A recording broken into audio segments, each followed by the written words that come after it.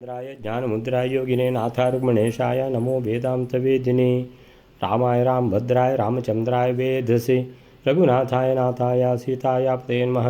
मनोजवं मारुततुल्यवेगं जितेन्द्रियं बुद्धिमतां वरिष्ठं वातात्मजं वानरयोत्तमुख्यं श्रीरामदूतं शरणं प्रपद्ये। ॐ श्रीरामदूतं शरणं प्रपद्ये। नारायणं नमस्कृत्य नरं चैव नरोत्तमं देवीं सरस्वतीं व्यासं ततो जयमुदीरयेत्। व्यासाय भवनाशाय श्रीशाय गुणराशय हृद्याय शुद्धविद्याय मध्वाय च नमो नमः। तपस्वाध्याय शुश्रूषा कृष्णपूजारतं मुनिं विश्वेशमिष्टदं वन्दे परिव्राट् चक्रवर्तिनं। श्रीगुरुभ्यो नमः। हरिः ಓಂ. ದ್ರೋಣಾಚಾರ್ಯರು ಮನೆಯಿಂದ ಹೊರಟರು ಅಂತೇಳಿದ್ರೆ ಇಷ್ಟ ತನಕ ಶಾಂತವಾಗಿತ್ತು ಸಂಸಾರ. ಈಗ ಹಿಟ್ಟಿನ ಹಾಲನ್ನು ಕುಡಿತಾ ಇದ್ದರೂ ಕೂಡ ಅಶ್ವತ್ಥಾಮನಿಗೇನು ಗೊತ್ತಿರಲಿಲ್ಲ. ಆ ಎಲ್ಲ ಮಕ್ಕಳು ಹೇಳ್ತಾ ಇದ್ದಾರೆ, ಕೌರವರೆಲ್ಲ ನಾವು ಹಾಲು ಕುಡಿದು ಬಂದ್ವಿ ಅಂತ ಹೇಳಿದ್ರೆ ಇವನು ಹೇಳ್ತಿದ್ದ ಹಾಲು ಕುಡಿದು ಬಂದಿದ್ದು ಅಂತ. ಇವತ್ತು ದುರ್ಯೋಧನ ಹಾಲು ಅಂತ ಹೇಳ್ಕೊಂಡು ಹಾಲಾಹಲ ಕುಡಿಸಿಬಿಟ್ಟಿದ್ದಾನೆ ಅಂತೇಳಿದ್ರೆ ನಿಜವಾದ ಹಾಲಿನ ರುಚಿ ಗೊತ್ತಾಗಿದೆ ಅಶ್ವತ್ಥಾಮನಿಗೆ.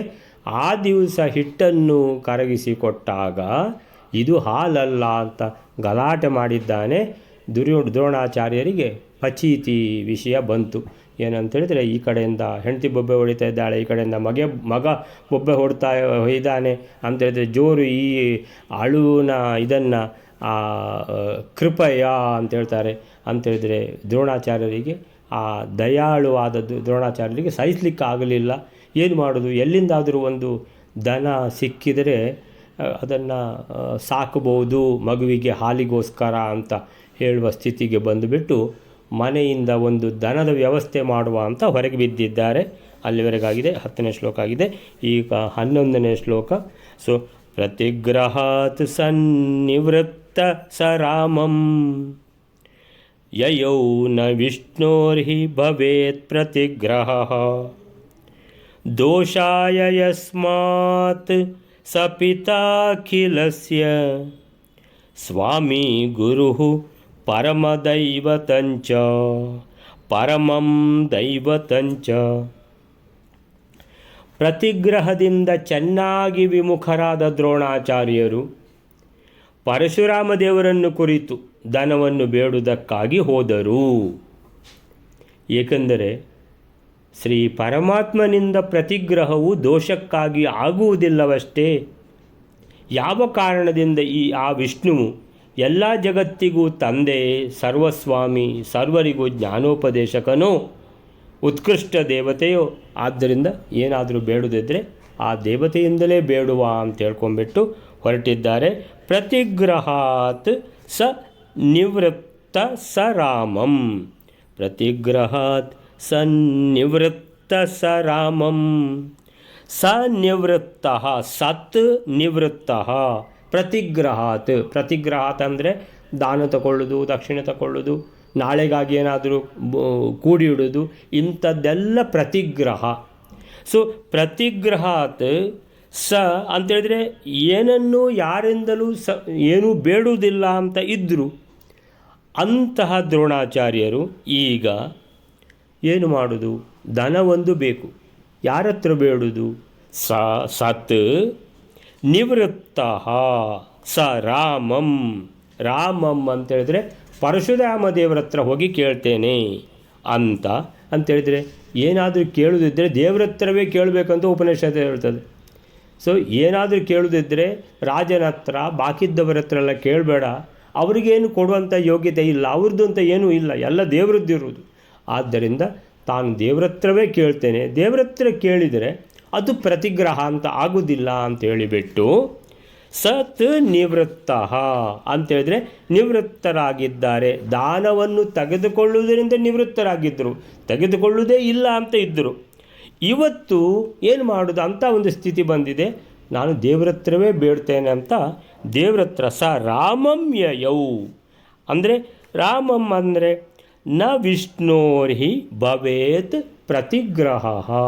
ವಿಷ್ಣೋ ದೇವರನ್ನು ಬೇಡಿ ದೇವರು ಏನಾದರೂ ಕೊಟ್ಟರೆ ವಿಷ್ಣೋ ಭವೇತ್ ನ ಪ್ರತಿಗ್ರಹ, ಅದು ಪ್ರತಿಗ್ರಹ ಅಂತ ಆಗೋದಿಲ್ಲ. ಸೊ ಅದನ್ನು ನಾನು ದೇವ್ರ ಹತ್ರ ಬೇಡ್ತೇನೆ. ಈಗ ನಾವು ದೇವ್ರ ಹತ್ರ ಹೋಗಿ ಬೇರೆ ಏನೂ ಬೇಡಬಾರ್ದು, ಅದೆಲ್ಲ ಏನಾಗ್ತದೆ ಕಾಮ್ಯ ಕರ್ಮ ಅಂತ ಆಗ್ತದೆ. ಹಾಗಾದರೆ ನಾವು ಜ್ಞಾನ ಭಕ್ತಿ ವೈರಾಗ್ಯ ಕೇಳಿದರೆ ಭಗವಂತನ ಹತ್ರ ಅದು ಏನು ಕಾಮ್ಯ ಕರ್ಮ ಅಂತ ಆಗೋದಿಲ್ಲ. ಯಾಕಂತ ಹೇಳಿದ್ರೆ ಜ್ಞಾನ ಭಕ್ತಿ ವೈರಾಗ್ಯವೇ ಮೋಕ್ಷಕ್ಕೆ ಸಾಧನ. ಅಂದರೆ ಮೋಕ್ಷ ಅನ್ನುವಂಥದ್ದು ನಾವು ಮಾಡಬೇಕಾದ ಕರ್ತವ್ಯದಲ್ಲಿ ಅದು ಮೋಕ್ಷ ಸಾಧನೆ.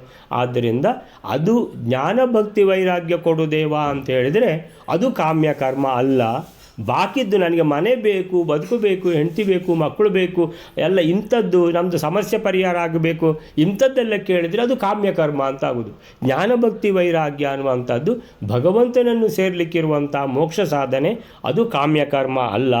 ಅದೇ ರೀತಿ ಒಂದು ದನ ಬೇಕು ಅಂತೇಳಿದರೆ ನಾನು ಭಗವಂತನ ಹತ್ರನೇ ಬೇಡ್ತೇನೆ, ಭಗವಂತನ ಹತ್ರ ಬೇಡುವಂಥದ್ದು ಅದು ಪ್ರತಿಗ್ರಹ ಅಂತ ಆಗುವುದಿಲ್ಲ ಅಂತೇಳಿಬಿಟ್ಟು ದ್ರೋಣಾಚಾರ್ಯರು ದೋಷಾಯ ಯಸ್ಮಾತ್ ಸ ಪಿತಾ ಅಖಿಲಸ್ಯ ಸ್ವಾಮಿ ಗುರು ಪರಮಂ ದೈವತಂಚ ಸ ಅಂತೇಳಿದರೆ ಆ ಪರಶುರಾಮ ದೇವರು ಭಗವಂತ, ಪಿತಾ ಅಖಿಲಸ್ಯ ಎಲ್ಲರ ತಂದೆ ಆ ಭಗವಂತ, ಎಲ್ಲರ ಸ್ವಾಮಿ, ಎಲ್ಲರ ಗುರು, ಎಲ್ಲರ ಪರಮಂ ದೈವತಂ ಅಂತೇಳಿದರೆ ಎಲ್ಲರ ಅತೀ ಶ್ರೇಷ್ಠವಾದ ಅತೀ ಪೂಜನೀಯನಾದ ಒಬ್ಬನೇ ಭಗವಂತ. ಅದು ಅಂತೇಳಿದರೆ ಆ ಭಗವಂತನ ಬೇರೆ ಬೇರೆ ರೂಪಗಳು, ಪರಶುರಾಮ ರೂಪ, ವೇದವ್ಯಾಸ ರೂಪ, ಯಾದವ ಕೃಷ್ಣ ರೂಪ, ಆಮೇಲೆ ಶ್ರೀರಾಮಚಂದ್ರ ರೂಪ. ಸೊ ಅಂಥ ಭಗವಂತನ ಹತ್ರ ನಾನು ಕೇಳ್ತೇನೆ, ಅವನೇ ಪರಮ ದೈವತೆ ಅಂತೇಳಿದರೆ ಏನಾದರೂ ಕೇಳುವುದಿದ್ದರೆ ಆ ಭಗವಂತನ ಹತ್ರವೇ ಕೇಳಬೇಕು, ಆ ಭಗವಂತನೇ ತನಗೆ ಕೊಡಬೇಕು ಅಂತ ಹೇಳ್ಕೊಂಡು ಆ ಭಗವಂತನ ಹತ್ರ ಯಸ್ಮಾತ್ ಅವರಿಂದ ಏನಾದರೂ ಬೇಡಿದರೆ ಅದು ನ ದೋಷಾಯ, ಅದು ದೋಷ ಅಲ್ಲ. ವಿಷ್ಣೋರ್ಹಿ ಅಂದರೆ ಭಗವಂತನ ಹತ್ರವೇ ಬೇಡಿದರೆ ಅದು ನ ಭವೇತ್ ಪ್ರತಿಗ್ರಹ ನ ದೋಷಾಯ ಯಸ್ಮಾತ್ ಅಂತ. ಸೊ ಅದರಿಂದ ಯಾವುದೇ ದೋಷ ಆಗುವುದಿಲ್ಲ ಅಂತ ಹೇಳ್ತಾರೆ. ಪ್ರತಿಗ್ರಹವನ್ನು ಬಿಡಲಿಕ್ಕೆ ಮನಸ್ಸೇ ಇಲ್ಲ ದ್ರೋಣಾಚಾರ್ಯರಿಗೆ. ಅವರು ಯಾಕಂದರೆ ಗೋವನ್ನು ಪಡೆಯಬೇಕು, ಗೋವನ್ನು ಪಡೆಯಲಿಲ್ಲ ಅಂತ ಹೇಳಿದ್ರೆ ತಾನು ಮನೆಗೆ ಬರಲಿಕ್ಕೆ ಸಾಧ್ಯ ಇಲ್ಲ, ಆ ಮಗುವಿನ ರೋದನವನ್ನು ನೋಡಲಿಕ್ಕೆ ಸಾಧ್ಯ ಇಲ್ಲ. ಹಾಗಾದರೆ ಏನು ಮಾಡುವ? ಸೊ ಪರಶುರಾಮ ಸಾಕ್ಷಾತ್ ವಿಷ್ಣುವಿನ ಅವತಾರ, ಆ ಭಗವಂತನ ಹತ್ರ ಬೇಡಿ ಪಡೆದರೆ ಅದು ಪ್ರತಿಗ್ರಹ ಆಗುವುದಿಲ್ಲ ಅಂತ ಆ ಪರಮ ಪಾವನನಾದ ಭಗವಂತನ ಬಳಿ ಎಲ್ಲರ ಗುರುವಾದ, ಎಲ್ಲರ ದೈವತ, ಎಲ್ಲರಿಗೂ ದೇವರಾದ ಆ ಭಗವಂತ ಒಬ್ಬನೇ ಒಬ್ಬರು ದೇವರು, ಆ ದೇವರನ್ನು ಪರಶುರಾಮರ ಬಳಿಗೆ ಬಂದರು. ದಾನ ಸ್ವೀಕರಿಸುವುದನ್ನು ಪೂರ್ಣವಾಗಿ ತೊರೆದಿದ್ದ ದ್ರೋಣರು ಪ್ರತಿಗ್ರಹಾತ್ ಸತ್ ನಿವೃತ್ತ, ಯಾರತ್ರವೂ ಏನನ್ನೂ ಕೇಳುವುದಿಲ್ಲ, ಏನೂ ಬೇಡುವುದಿಲ್ಲ. ಏನು ಅಂತ ಹೇಳಿದರೆ ಆ ದಿವಸಕ್ಕೆ ಬೇಕಾದ ಭಿಕ್ಷೆ ಒಂದು ಮನೆಯಿಂದ ಪಡ್ಕೊಳ್ತೇನೆ ಹೊರತು ನನಗೆ ದಾನ ದಕ್ಷಿಣೆ ಮತ್ತೊಂದು ಇನ್ನೊಂದು ಯಾವುದನ್ನು ಸ್ವೀಕರಿಸುವುದಿಲ್ಲ ಅಂತ ಇರುವ ಶ್ರೇಷ್ಠವಾದ ಬ್ರಾಹ್ಮಣ ಧರ್ಮ, ಶಿಲೋಂಚ ವೃತ್ತಿ ಅಂಥ ಧರ್ಮವನ್ನು ಅನುಸರಿಸುತ್ತಿದ್ದ ದ್ರೋಣಾಚಾರ್ಯರು ಈಗ ಪರಶುರಾಮರ ಬಳಿಗೆ ತೆರಳಿದರು. ಯಾವ ಪರಶುರಾಮರು ಅಂತೇಳಿದರೆ ಅವರು ಪಿತಾ ಅಖಿಲಸ್ಯ ಎಲ್ಲರಿಗೂ ತಂದೆ, ವಿಷ್ಣೋ ಅಂದರೆ ವಿಷ್ಣುವಿನಿಂದ ಬೇಡ್ತೇನೆ ಅಂತ ಹೋಗಿದ್ದಾರೆ. ಆ ಎಲ್ಲರಿಗೂ ತಂದೆ, ಅಖಿಲಸ್ಯ ಪಿತಾ, ಆಮೇಲೆ ಸ್ವಾಮಿ ಎಲ್ಲರಿಗೂ ಸ್ವಾಮಿ, ಗುರು ಎಲ್ಲರಿಗೂ ಗುರು, ಮತ್ತು ಪರಮಂ ದೈವತಂ ಅಂದರೆ ಎಲ್ಲರಿಗೂ ಪರದೇವತೆಯಾದ ಆ ಭಗವಂತನಿಂದ ಏನಾದರೂ ಸ್ವೀಕರಿಸಿದರೆ ಅದು ದೋಷ ಅಲ್ಲ. ಯಸ್ಮಾತ್ ನ ದೋಷಾಯ, ಅದು ದೋಷ ಅಲ್ಲ ಅಂತೇಳಿಬಿಟ್ಟು ಅಲ್ಲಿಗೆ ಹೋದರು ಪರಶುರಾಮರ ಹತ್ರ. ಸೊ ಆಗಲೂ ಕೂಡ ಅಂಥ ಕಠಿಣವಾದ ಸಂದರ್ಭ, ಒಂದು ದಾನ, ಒಂದು ಗೋದಾನ ತಗೊಳ್ಳೇಬೇಕಾದ ಒಂದು ಪರಿಸ್ಥಿತಿಯಲ್ಲಿ ಇದ್ದಾರೆ. ಆದರೂ ತಾನು ಗೋದಾನ ಯಾರತ್ರನೂ ತಗೊಳ್ಳೋದಿಲ್ಲ ಅಂತ ಅಪ್ರತಿಗ್ರಹ, ಯಾರತ್ರನೂ ಏನನ್ನೂ ಬೇಡುವುದಿಲ್ಲ, ಬೇಡಿದರೆ ಅದು ಪ್ರತಿಗ್ರಹ ಅಂತ ಆಗ್ತದೆ. ಸೊ ಅಪ್ರತಿಗ್ರಹ ವ್ರತವನ್ನು ತೊರೆಯಲು ಅವರು ಬಯಸಲಿಲ್ಲ. ಪ್ರತಿಗ್ರಹಾತ್ ಸತ್ ನಿವೃತ್ತ, ಅದು ಬೇಡ ನಮಗೆ ಅಂತ ಬಿಟ್ಬಿಟ್ಟಿದ್ದಾರೆ ಅವರು. ಆದರೆ ಈಗ ಅದನ್ನು ಬಿಡಲಿಲ್ಲ ಅಂತೇಳಿದರೆ ಮತ್ತು ದನ ಹೇಗೆ ಸಿಗ್ತದೆ? ಅದಕ್ಕಾಗಿ ಅವರು ಮಾಡಿದ ಉಪಾಯ ಏನಂತೇಳಿದರೆ, ಪರಶುರಾಮ ಸಾಕ್ಷಾತ್ ಮಹಾವಿಷ್ಣುವಿನ ದಶಾವತಾರಗಳಲ್ಲಿ ಒಬ್ಬರು. ಅಂಥ ಪರಶುರಾಮ ಭಗವಂತ ಜಗತ್ತಿನ ಸರ್ವಸ್ವಾಮಿ, ಪಿತಾ ಅಖಿಲಸ್ಯ ಸ್ವಾಮಿ, ಆಮೇಲಿಂದ ಗುರುಹು, ಅಂತಹ ಪರಮದೈವತೆಯಿಂದ ಅವರ ಬಳಿ ಹೋಗಿ ಸ್ವೀಕರಿಸಿದರೆ ಅದು ನಾ ದೋಷಾಯ, ಸರ್ವತಾ ದೋಷವಲ್ಲ. ಸೊ ತಂದೆ ತಾಯಿಗಳಿಂದ ಗುರುಗಳಿಂದ ಪಡೆದದ್ದು ಅದು ದಾನ ಅಲ್ಲ ಅಂತ ಎಣಿಸಿಬಿಟ್ಟು ಪರಶುರಾಮರ ಬಳಿ ತೆರಳಿದರು ಅಂತ ಅದನ್ನು ಹೀಗೆ ಹೋಗಿದ್ದಾರೆ. ಸೊ ಪರಶುರಾಮರು ಏನು ಮಾಡ್ತಾರಂತ ನೆಕ್ಸ್ಟ್ ಶ್ಲೋಕದಲ್ಲಿ ನೋಡುವ. ಈಗ ಎಷ್ಟನೇ ಶ್ಲೋಕ ಆಯ್ತು? ಈಗ 11ನೇ ಶ್ಲೋಕ ಆಯಿತು. ಸೊ 12ನೇ ಶ್ಲೋಕ, ದೃಷ್ಟ್ವಾ ವೈನಂ ದೃಷ್ಟ್ವಾ ಏವ ಏನಂ ದೃಷ್ಟ್ವಾ ಏವ ಏನಂ ಜಾಮದಗ್ನ್ಯೋಪ್ಯಚಿಂತಯತ್ ದ್ರೋಣಂ ಕರ್ತುಂ ಕ್ಷಿತಿಭಾರಾಪನೋದೇ ಹೇತುಂ ಸುರಾಣಾಂ ನರಯೋ ನಿಜಾನಾಂ ಹಂತಾ ಚಾಯಂ ಸ್ಯಾತ್ ಸಹ ಪುತ್ರೇಣ ಚೇತಿ. ದೃಷ್ಟ್ವಾ ಏವ ಏನಂ, ಯಾರು ಬಂದಿದ್ದಾರೆ? ದ್ರೋಣಾಚಾರ್ಯರು ಬಂದಿದ್ದಾರೆ. ಈ ಪರಶುರಾಮ ಭಗವಂತ ದ್ರೋಣಾಚಾರ್ಯರನ್ನು ನೋಡಿ ಭೂಮಿಗೆ ಭಾರಭೂತರಾದ ದೈತ್ಯಾದಿಗಳ ಸಂಹಾರ ವಿಷಯದಲ್ಲಿ, ಭೂಭಾರ ಹರಣ ಈ ವಿಷಯದಲ್ಲಿ ನಿಮಿತ್ತ ಕಾರಣನನ್ನಾಗಿಯೇ ಮಾಡುವುದಕ್ಕಾಗಿ, ಸೊ ಈ ದ್ರೋಣಾಚಾರ್ಯರನ್ನು ಹಿಡಿದುಕೊಂಡೇ ಭೂಭಾರ ಹರಣ ಮಾಡುವುದಕ್ಕಾಗಿ ಮನುಷ್ಯರಲ್ಲಿ ಅವತಾರ ಮಾಡಿದ ದೇವತೆಗಳಿಗೆ ಈ ದ್ರೋಣಾಚಾರ್ಯರು ಮಗನಾದ ಅಶ್ವತ್ಥಾಮಾಚಾರ್ಯರಿಂದ ಕೂಡಿಕೊಂಡು ಸಂಹಾರಕರು ಆಗಲಿ ಎಂದು ಆಲೋಚಿಸಿದರು. ಮುಂದೆ ಏನಾಗ್ತದೆ ಅಂತ ಭಗವಂತನಿಗೆ ಎಲ್ಲವೂ ಗೊತ್ತಿದೆ. ಸೊ ದೃಷ್ಟ್ವಾ ಏವ ಏನಂ ದೃಷ್ಟ್ವೈವೈನಂ ದೃಷ್ಟ್ವೈವೈನಂ ದೃಷ್ಟ್ವಾ ಏವ ದೃಷ್ಟ್ವೈವ, ಅದು ವೃದ್ಧಿ ಸಂಧಿ, ಒಂದು ವೃದ್ಧಿ ಸಂಧಿ ಆಯಿತು. ದೃಷ್ಟ್ವೈವ ದೃಷ್ಟ್ವೈವ ಏನಂ ದೃಷ್ಟ್ವೈವೈನಂ ಇನ್ನೊಂದು ವೃದ್ಧಿ ಸಂಧಿ. ಸೊ ಎರಡೆರಡು ವೃದ್ಧಿ ಸಂಧಿಗಳು. ದೃಷ್ಟ್ವೈವೈನಂ ದೃಷ್ಟ್ವಾ ನೋಡಿ, ಏವ ನೋಡಿಬಿಟ್ಟು, ಏನಂ ಅಂದರೆ ಈ ದೃಷ್ಟ್ವಾ ಚ ಅಂತ ಮಾಡಿದ್ರು ಏವ ಬದಲಿಗೆ ಚ ಅಂತ, ಸೊ ಆಗ್ತದೆ ಹಾಗೆ ಸಹ. ಸೊ ದೃಷ್ಟ್ವಾ ಚೈನಂ ಅಂತಿದೆ ಅಲ್ವಾ. ಸೊ ದೃಷ್ಟ್ವಾ ಚೈನಂ ಅಥವಾ ಹಾಂ ಹೌದು, ಜಾಮದಗ್ನ್ಯೋ ಅಪಿ ಅಚಿಂತಯತ್ ಜಾಮದಗ್ನ್ಯೋ ಅಪಿ ಅಚಿಂತಯತ್. ಜಾಮದಗ್ನ್ಯ ಅಂದರೆ ಜಮದಗ್ನಿ ಋಷಿಗಳ ಮಗನಾದ ಪರಶುರಾಮ ದೇವರು ಜಾಮದಗ್ನ್ಯ ಅಪಿ ಅಚಿಂತಯತ್ ಯೋಚನೆ ಮಾಡಿದರು.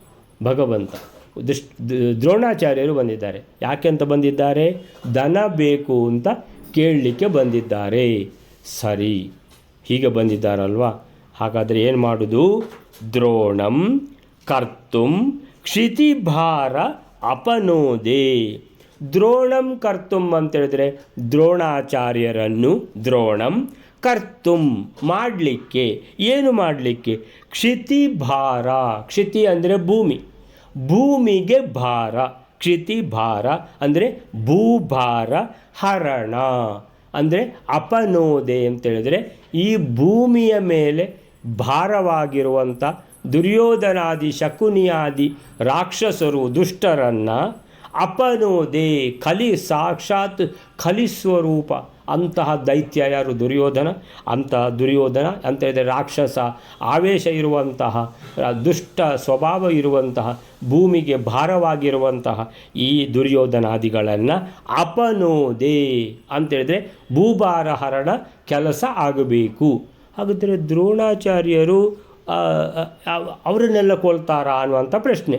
ಸೊ ಅದು ನಂತರ ನೋಡುವ. ಸೊ ಯಾರನ್ನು ಕೊಲ್ತಾರೆ ಅನ್ನುವಂಥದ್ದು ಅಂತೂ ಮುಂದೆ ಆಗುವಂಥ ಮಹಾಭಾರತ ಯುದ್ಧದಲ್ಲಿ ದ್ರೋಣಾಚಾರ್ಯರು ಬಹಳ ಒಂದು ಏನದು ಶ್ರೇಷ್ಠವಾದ ಬಹಳ ಕೀ ಪರ್ಸನ್ ಅಂತ ಹೇಳ್ತಾರೆ.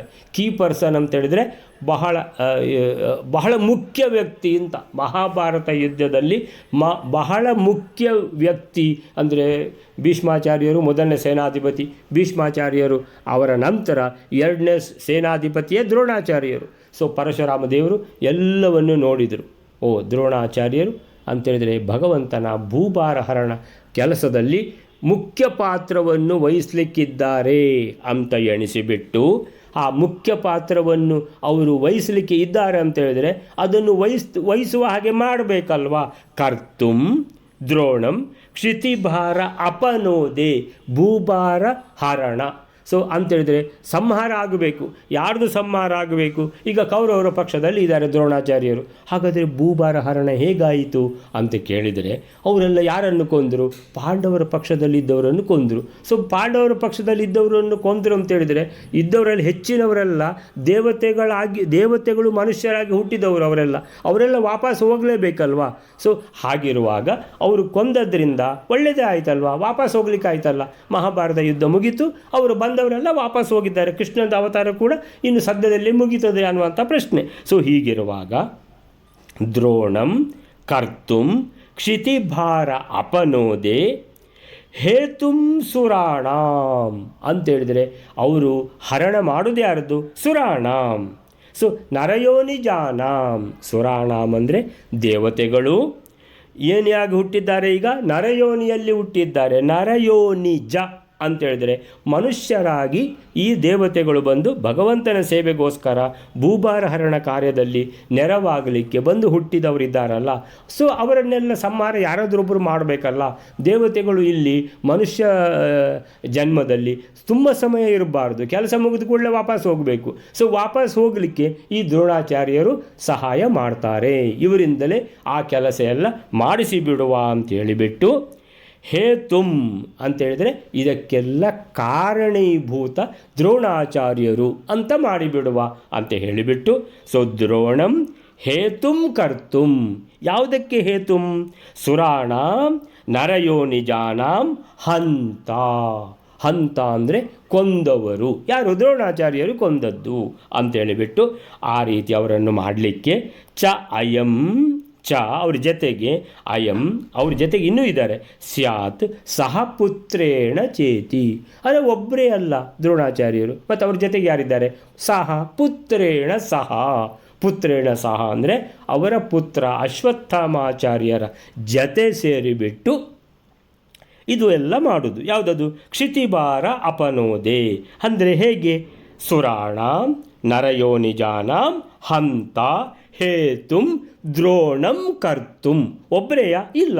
ಸ್ಯಾತ್ ಸಹ ಪುತ್ರೇಣ ಚೇತಿ ಅಂದರೆ ದ್ರೋಣಾಚಾರ್ಯರು ಮತ್ತು ಅಶ್ವತ್ಥಾಮಾಚಾರ್ಯರು ಇಬ್ಬರು ಕೂಡ ಒಂದೇ ಪಕ್ಷದಲ್ಲಿ ನಿಂತು ಈ ಎಲ್ಲ ದೇವತೆಗಳು ಬಂದು ಯಾರು ಮನುಷ್ಯರಾಗಿ ಹುಟ್ಟಿದ್ದಾರೋ ಸೊ ಎಲ್ಲ ಪಾಂಡವರ ಪಕ್ಷದಲ್ಲಿ ಯುದ್ಧ ಮಾಡ್ತಾರಲ್ವ, ಅವರನ್ನೆಲ್ಲ ಕೊಲ್ಲಿಕ್ಕೆ ಒಬ್ಬರು ಬೇಕಲ್ಲ, ದ್ರೋಣಾಚಾರ್ಯರಿಂದ ಕೊಲ್ಲಿಸುವ ಅಂತ ಹೇಳಿಬಿಟ್ಟು ಈ ರೀತಿ ಇದನ್ನೆಲ್ಲ ಯೋಚನೆ ಮಾಡಿದ ಪರಶುರಾಮ ದೇವರು ಅಂದರೆ ದ್ರೋಣಾಚಾರ್ಯರನ್ನು ನೋಡಿದರು. ಪರಶುರಾಮ ದೇವರು ಈ ದ್ರೋಣಾಚಾರ್ಯರನ್ನು ನೋಡುತ್ತಲೇ ಮಹಾಭಾರತ ಯುದ್ಧದಲ್ಲಿ ಮನುಷ್ಯರಾಗಿ ಅವತಾರ ಮಾಡಿದ ದೇವತೆಗಳ ಸಂಹಾರವನ್ನು ಮಾಡಲು ಇವನು ದ್ರೋಣಾಚಾರ್ಯ ಮತ್ತು ಇವನ ಪುತ್ರನಾದ ಅಶ್ವತ್ಥಾಮಾಚಾರ್ಯ ಇವರು ಹೇತುಂ ಕರ್ತುಂ ಕಾರಣರಾಗಲಿ ಎಂದು ವಿಚಾರ ಮಾಡಿದರು. ಯಾರು? ಭಗವಂತ ಜಾಮದಗ್ನಿಯ ಅಂತ ಹೇಳಿದ್ರೆ ಜಮದಗ್ನಿ ಋಷಿಗಳ ಮಗನಾದ ಪರಶುರಾಮ ದೇವರು ಈ ರೀತಿ ಯೋಚನೆ ಮಾಡಿದರು. ಯಾವಾಗ ಅಂತೇಳಿದರೆ ದೃಷ್ಟ್ವಾ ಏವ ಏನಂ ಅಥವಾ ದೃಷ್ಟ್ವಾ ಚ ಏನಂ ಅಂದರೆ ಏನಂ ಈ ದ್ರೋಣಾಚಾರ್ಯರನ್ನು ದೃಷ್ಟ್ವಾ ನೋಡಿ. ದೃಷ್ಟ್ವಾ ಅಂದರೆ ನೋಡಿ. ಸೊ ಈ ರೀತಿ ಈ 12ನೇ ಶ್ಲೋಕಕ್ಕೆ ಏನು ಹೇಳ್ತಾರೆ ಇವರು ನೋಡುವ ವ್ಯಾಸನಕೆರೆಯವರು ಏನು ಹೇಳ್ತಾರೆ ಅಂತ ಹೇಳಿದರೆ ಪರಶುರಾಮ ದೇವರು ಅಂದರೆ ಜಾಮದಗ್ನ್ಯ ದ್ರೋಣರನ್ನು ಕಾಣುತ್ತಲೇ ದೃಷ್ಟ್ವಾ ಏವ ತಂ ದೃಷ್ಟ್ವಾ ಏವ ಏನಂ ಅಥವಾ ದೃಷ್ಟ್ವಾ ಚ ಏವ ದ್ರೋಣರನ್ನು ಕಾಣುತ್ತಲೇ ಅವರನ್ನು ದ್ರೋಣಂ ಭೂಭಾರ ಪರಿಹಾರ ಕಾರ್ಯದಲ್ಲಿ ಭೂಭಾರ ಹರಣ ಕಾರ್ಯದಲ್ಲಿ ಕ್ಷಿತಿಭಾರ ಅಪನೋದೆ ಕರ್ತುಂ ಅದರಲ್ಲಿ ಏನು ಕರ್ತುಂ ಹೇತುಂ ಕರ್ತುಂ ಈ ಕಾರ್ಯದಲ್ಲಿ ನಿಮಿತ್ತವಾಗಿಸಲು ಯೋಚಿಸಿದರು ಅಪಿ ಅಚಿಂತಯತ್. ಅಚಿಂತಯತ್ ಅಚಿಂತಯತಾಂ ಅಚಿಂತಯನ್. ಅಚಿಂತಯನ್ ಅಂತ ಹೇಳಿದರೆ ಬಹುವಚನ ಆಗ್ತದೆ. ಅಚಿಂತಯತಾಂ ಅಂದರೆ ದ್ವಿವಚನ, ಅಚಿಂತಯತ್ ಅಂದರೆ ಏಕವಚನ. ಅಂದರೆ ಹೀಗೆ ಯೋಚಿಸಿದರು ಭಗವಂತ ಅಂತೇಳಿದರೆ ಇವರು ಭೂಭಾರ ಹರಣ ಕೆಲಸದಲ್ಲಿ ಅಂತೇಳಿದರೆ ಮುಖ್ಯ ಪಾತ್ರವನ್ನು ವಹಿಸಲಿದ್ದಾರೆ. ಇವರನ್ನೇ ಕಾರಣವಾಗಿಟ್ಟುಕೊಂಡು, ನಿಮಿತ್ತವಾಗಿಟ್ಟುಕೊಂಡು ಭೂಭಾರ ಪರಿಹಾರ ಕಾರ್ಯದಲ್ಲಿ ಮನುಷ್ಯ ಯೋನಿಯಲ್ಲಿ ಜನಿಸಿದ ದೇವತೆಗಳನ್ನು ಅಂದರೆ ಸುರಾಣಾಂ ನರಯೋನಿ ಜಾನಾಂ. ಸುರಾಣಾಂ ಅಂದರೆ ದೇವತೆಗಳ, ನರಯೋನಿ ಜಾನಾಂ ಈಗ ದೇವತೆಗಳು ಈ ಭೂಲೋಕದಲ್ಲಿ ಇದ್ದಾರೆ ಅಂತೇಳಿದರೆ ಹೇಗಿದ್ದಾರೆ? ಭಗವಂತನ ಸೇವೆಗೋಸ್ಕರ ಬಂದವರು. ನರಯೋನಿ ಜಾನಾಂ ನರಯೋನಿಯಲ್ಲಿ ಹುಟ್ಟಿ ಬಂದಿದ್ದಾರೆ, ಮನುಷ್ಯರಾಗಿದ್ದಾರೆ. ಆ ದೇವತೆಗಳು ವಾಪಸ್ ಹೋಗಬೇಕಲ್ವಾ? ಸೊ ಮಹಾಭಾರತ ಯುದ್ಧ ಆಯಿತು ಅಂತ ಹೇಳಿದರೆ ಯುದ್ಧ ಅದು ಲಾಸ್ಟ್. ಯುದ್ಧ ಆಗಿ ಪಾಂಡವರಿಗೆ ಏನು ಅವರ ಕರ್ತವ್ಯವನ್ನು ಮುಂದುವರಿಸಲಿಕ್ಕೆ ಅವರಿಗೆ ರಾಜ್ಯ ಸಿಗ್ತದೆ. ಪಾಂಡವರಿಗೆ ಧರ್ಮ ಸಂಸ್ಥಾಪನೆ ಅಂತ ಹೇಳಿದರೆ ಏನು? ಪಾಂಡವರಿಗೆ ಯಾವಾಗ ರಾಜ್ಯ ಸಿಗ್ತದೋ, ಕೌರವರ ಸಂಹಾರ ಆಗ್ತದೋ, ಭೂಭಾರ ಹರಣ ಆಗ್ತದೋ, ಸೊ ಧರ್ಮ ಸಂಸ್ಥಾಪನೆ ಆಗ್ತದೆ. ಧರ್ಮ ಸಂಸ್ಥಾಪನೆ ಆದ ಕೂಡಲೇ ಮತ್ತೆ ದೇವತೆಗಳಿಗೆ ಏನು ಕೆಲಸ ಇದೆ ಅಂತೇಳಿದರೆ ಮತ್ತೆ ಪಾಂಡವರು ಒಳ್ಳೆಯ ಆಡಳಿತ ಕೊಡ್ತಾರೆ ಅಂತೇಳಿದರೆ ಅವರೆಲ್ಲ ದೇವತೆಗಳೇ ಇರುವಂಥದ್ದು.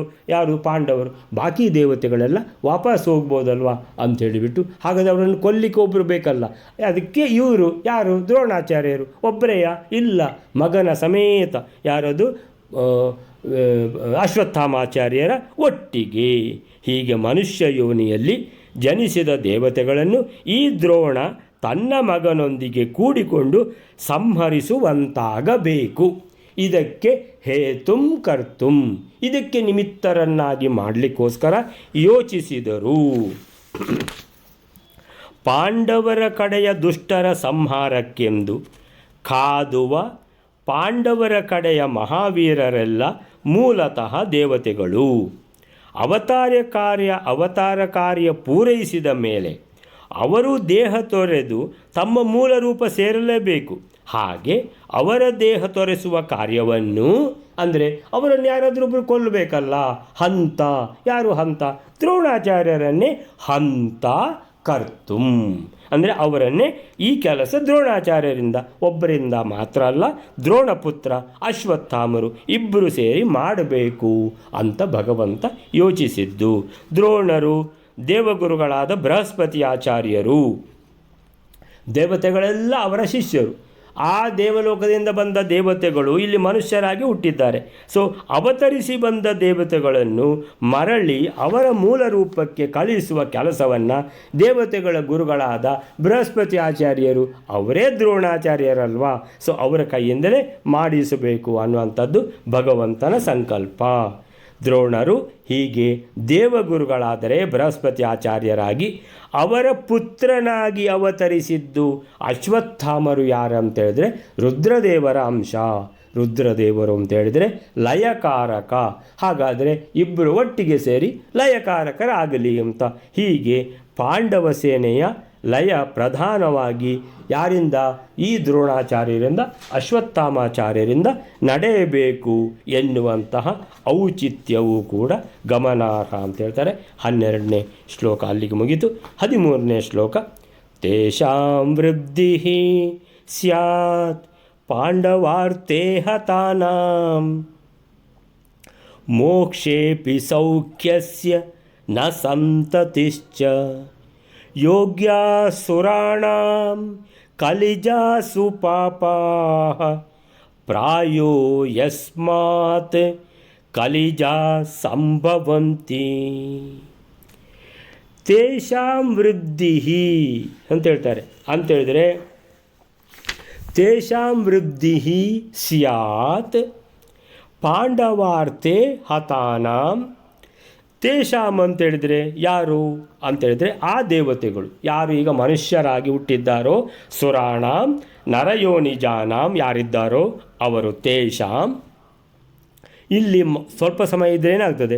ವೃದ್ಧಿ ಸ್ಯಾತ್ ಅಂದರೆ ಅವರು ಇಲ್ಲಿ ದೇವತೆಗಳು ಮನುಷ್ಯರಾಗಿ ಬಂದವರು, ಅವರಿಗೆ ಮಕ್ಕಳು ಹುಟ್ಟಿದರೆ ವೃದ್ಧಿ ಸ್ಯಾತ್ ಪಾಂಡವಾರ್ಥೇ ಹತಾನಾಂ ಮೋಕ್ಷೇಪಿ ಸೌಖ್ಯಸ್ಯ ನ ಸಂತತಿಶ್ಚ ಯೋಗ್ಯ.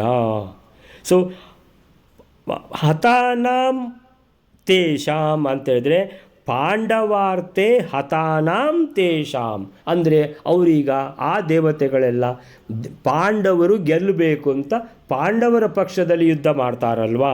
ಸೊ ಪಾಂಡವಾರ್ತೆ ಹತಾನಾಂ ಅಂತೇಳಿದರೆ ಯಾರಾದರೂ ಒಬ್ಬರು ಕೊಲ್ಲಬೇಕು ಅವರನ್ನು. ಪಾಂಡವಾರ್ತೆ ಹತಾನಾಂ ತೇಷಾಂ ಆ ದೇವತೆಗಳಿಗೆ ಮೋಕ್ಷೇಪಿ ಸೌಖ್ಯಸ್ಯ ಅಂತೇಳಿದರೆ ಮೋಕ್ಷದಲ್ಲಿ ಕೂಡ ಆ ದೇವತೆಗಳಿಗೆ ಸುಖದ ವೃದ್ಧಿಯೇ ಆಗ್ತದೆ. ಮೋಕ್ಷೇಪಿ ಸೌಖ್ಯಸ್ಯ ವೃದ್ಧಿ ಸ್ಯಾತ್ ಅಂತ. ಸೊ ಇದನ್ನು ಸ್ವಲ್ಪ ತಿರುಗಿಸಿ ಓದಬೇಕಾಗ್ತದೆ. ಸೊ ತೇಷಾಂ ಅಂತ ಹೇಳಿದರೆ ಇದು ಯಾವುದದು? ತೇಷಾಂ ಅಂದರೆ ಆ ದೇವತೆಗಳ, ಯಾರದು?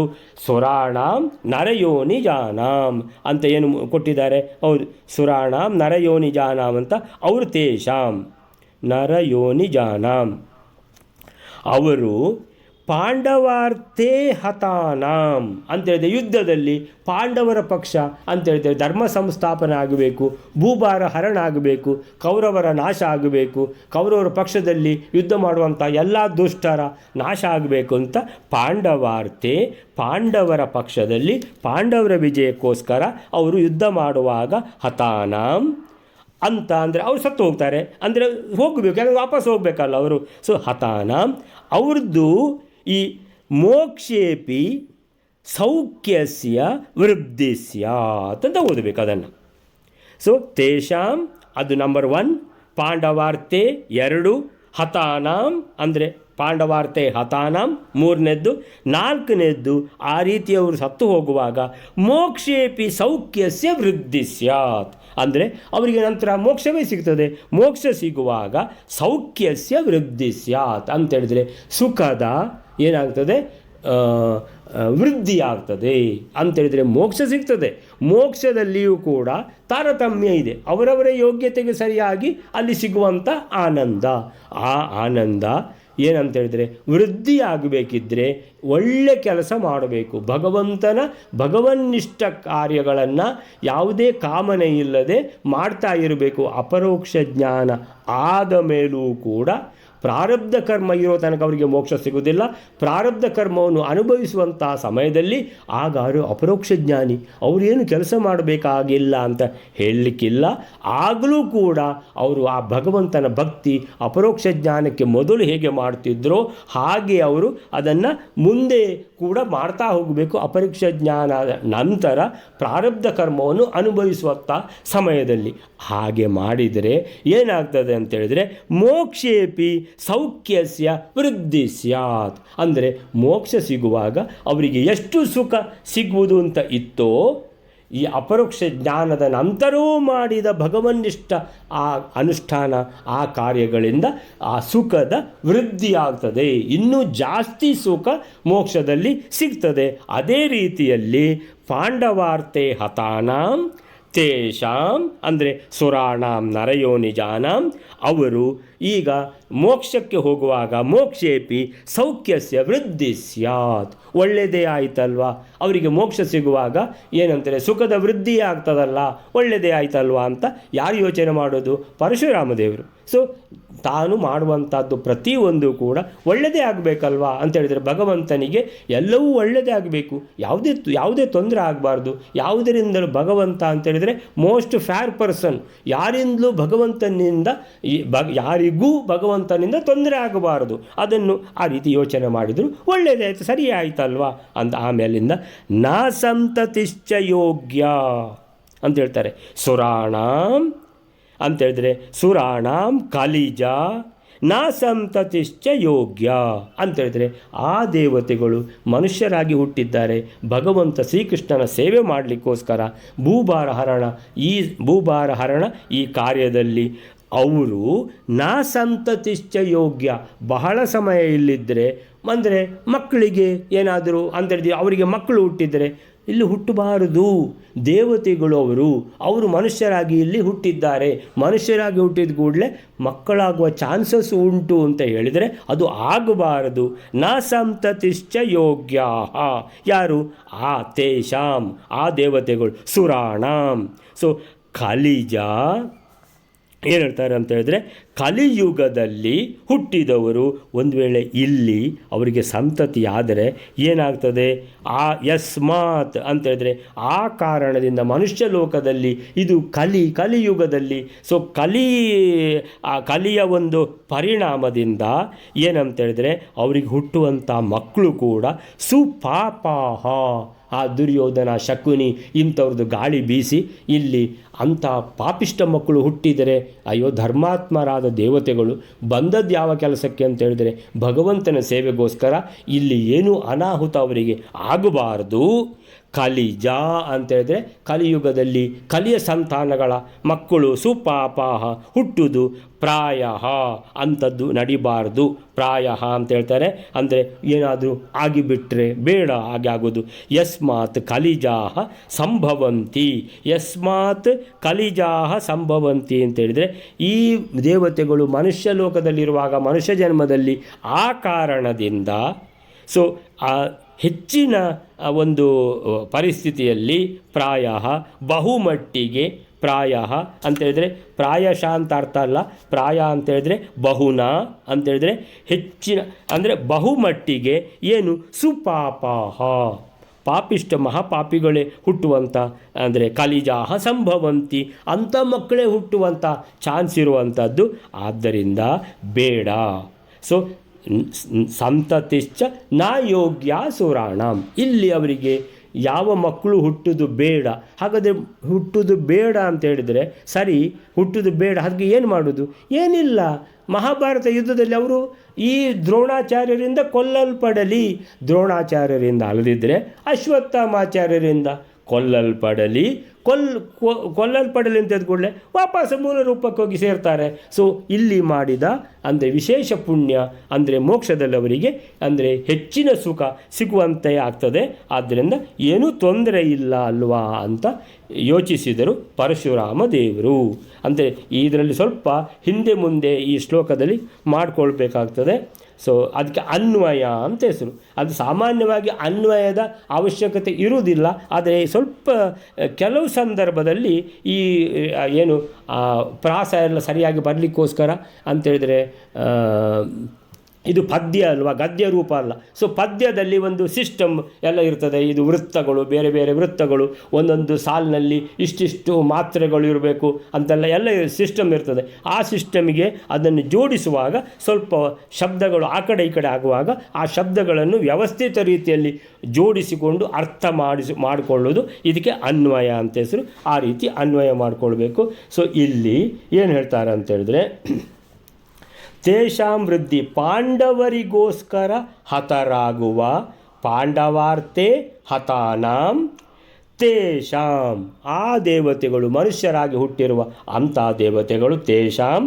ಸೊ ಪಾಂಡವಾರ್ತೆ ಹತಾನಾಂ ತೇಷಾಂ, ಆಮೇಲಿಂದ ಅವರಿಗೆ ಅಂದರೆ ಇಲ್ಲಿ ಯುದ್ಧ ಮಾಡ್ತಾ ಅವರಿಗೆ ಹತರಾದರಲ್ವ. ಸೊ ಸಾಮಾನ್ಯವಾಗಿ ಬಾಕಿದ್ದವರಿಗಾದರೆ ಅವರಿಗೆ ಸ್ವರ್ಗವೇ ಸಿಗ್ತದೆ, ಮೋಕ್ಷವೇ ಸಿಗ್ತದೆ. ಸೊ ಇವರಿಗೂ ಮೋಕ್ಷವೇ ಸಿಗ್ತದೆ, ದೇವತೆಗಳಲ್ಲ ಇವರು. ಇವರಿಗೆ ದೇವತೆಗಳಿಗೆ ಮೋಕ್ಷವೇ ಸಿಗುವುದು ಮಾತ್ರ ಅಲ್ಲ, ಮೋಕ್ಷದಲ್ಲಿ ಆನಂದದ ವೃದ್ಧಿ ಆಗ್ತದೆ. ಮುಕ್ತಿಯಲ್ಲೂ ಕೂಡ ಮೋಕ್ಷೇಪಿ ಸೌಖ್ಯಸ್ಯ ವೃದ್ಧಿ ಸ್ಯಾತ್, ಮುಕ್ತಿಯಲ್ಲಿಯೂ ಆನಂದದ ವೃದ್ಧಿಯಾಗುವುದು. ಅಲ್ಲಿಗೆ ಒಂದು ಪಾರ್ಟ್ ಮುಗೀತು. ಏನಂತ ಹೇಳಿದರೆ ಪಾಂಡವಾರ್ತೆ ಹತಾನಾಂ ತೇಷಾಂ ಮೋಕ್ಷೇಪಿ ಸೌಖ್ಯಸ್ಯ ವೃದ್ಧಿ ಸ್ಯಾತ್.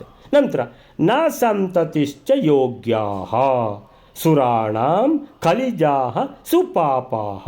ಏನದು?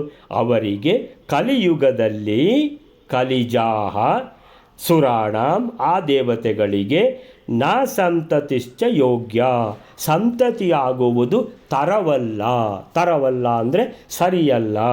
ಏಕೆ? ಯಸ್ಮಾತ್, ಯಾಕೆ ಅಂತ ಹೇಳಿದರೆ ಕಲಿಯುಗದಲ್ಲಿ ಹುಟ್ಟುವವರು ಕಲಿಜಾಹ.